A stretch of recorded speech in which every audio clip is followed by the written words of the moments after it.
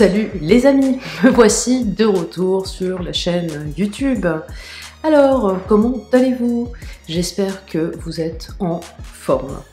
Moi donc, je devais revenir sur la chaîne après mon voyage au Maroc, vous publier une vidéo, mais ça ne s'est pas fait.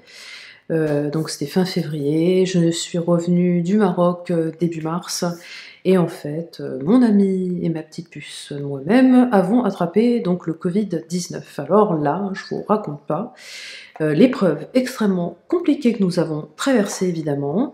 Voilà, après bon, on s'est retrouvés avec tous les symptômes, donc la difficulté à respirer, donc ça a été le symptôme le plus anxiogène à vivre, surtout avec le port du masque. Nous avions des infirmières qui venaient à domicile tous les jours pour vérifier notre taux de saturation, notre tension artérielle, notre température, le pouls, etc.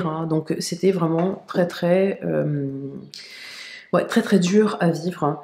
On était extrêmement stressés, on ne voulait pas être hospitalisé, vraiment pas du tout, et être coupé de notre petite puce, ça ce n'était pas possible à vivre. Donc voilà, on a été très épuisés.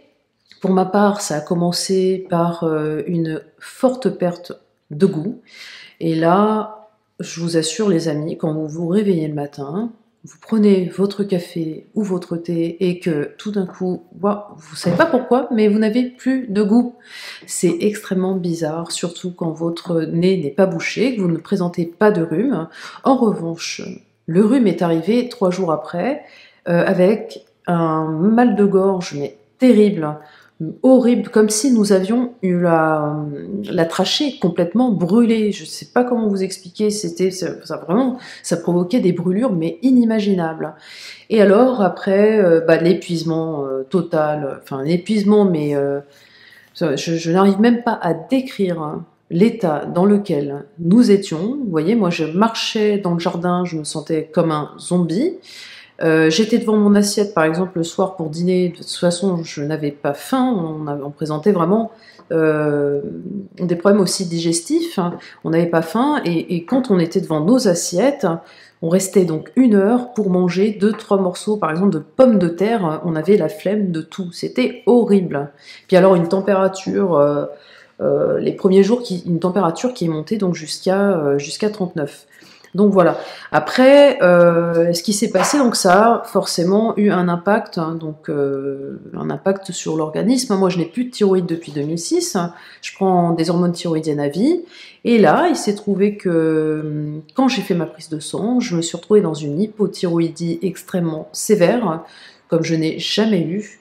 Vraiment, et là, je me suis dit, mais waouh, je suis dans un état, mais pas possible, inimaginable. Donc c'est pour ça les amis que je ne vous ai pas présenté de vidéo depuis fin février. Ce n'était pas possible, je n'avais pas l'énergie. Là je retrouve seulement l'énergie petit à petit, et encore, bon, ça va mieux, hein, mais je n'ai pas encore retrouvé 100% de mes capacités. Et puis là, comme vous pouvez voir, je porte encore donc la fameuse attelle que j'avais donc fin août, hein, où vous aviez dû me voir sur les vidéos que j'avais postées en début de chaîne. Et en fait, c'est toujours lié à ma calcification donc à l'épaule. Et là, j'ai subi il y a 2 jours une infiltration par trituration. Donc c'est extrêmement douloureux. Je ne sais pas si vous l'avez vécu vous-même, mais ça fait extrêmement mal. Et alors là, en plus, j'étais dans une salle, une petite pièce sombre, évidemment, non climatisée.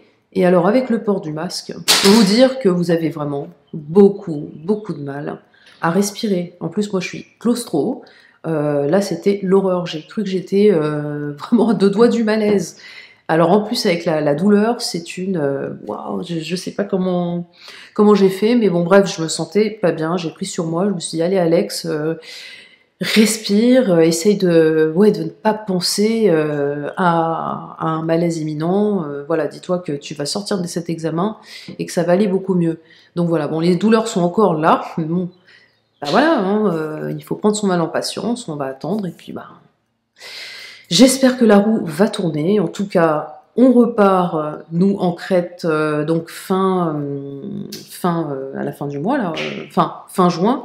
Et du coup, ben, notre voyage n'a pas été annulé, hein, ça a toujours lieu. Donc nous allons prendre effectivement toutes les précautions qu'il faut pour pas réattraper ce virus, hein, puisqu'apparemment on peut l'attraper plusieurs fois. Et je pense qu'en effet, au mois de décembre, j'avais une sorte de problèmes de toux, j'avais des quintes de toux, j'étais tombée vraiment très très malade, j'avais une grippe, une sorte de grippe, mais vraiment plus poussée. Et je me demande si c'est pas effectivement les prémices du Covid-19. De toute façon, on nous a rien dit, hein, mais ce virus est visiblement là depuis le mois de novembre. Moi, j'ai beaucoup de mes proches qui sont tombés malades bien avant février et mars, qui ont eu des symptômes identiques aux miens.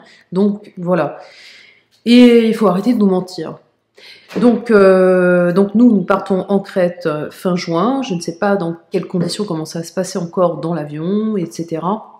Voilà, j'appréhende un petit peu pour tout ça, même si on a envie de partir, mais c'est quand même particulièrement difficile de partir, de se dire mais il y a le virus qui traîne, comment ça va se passer. Les choses vont prendre 3 fois plus de temps, comme tout, hein, quand vous faites vos courses, quand vous passez à la caisse, tout prend beaucoup plus de temps, puisque effectivement il faut respecter donc toutes les précautions qui sont mises en place par le gouvernement. Voilà les amis, je vous fais des gros bisous, j'espère que vous allez bien, et puis ne vous inquiétez pas, je vais reposter d'autres vidéos, là ça va un petit peu mieux, et puis voilà, allez gros bisous, à très vite, j'espère que vous allez bien, que vous n'avez pas eu trop de difficultés donc pendant le confinement, je sais que c'était extrêmement difficile. Gros bisous encore une fois, portez-vous bien, protégez-vous, et puis je vous dis à très vite. Ciao les amis. Ah, un petit merci en particulier donc à Claude Samuel qui m'a suivi donc du début à la fin, qui a été très proche, qui a pris de mes nouvelles régulièrement, ça m'a fait très plaisir. Je t'embrasse très fort Claude Samuel, et puis j'espère que toi aussi tu vas bien. Gros bisous à tous et à bientôt. Ciao les amis.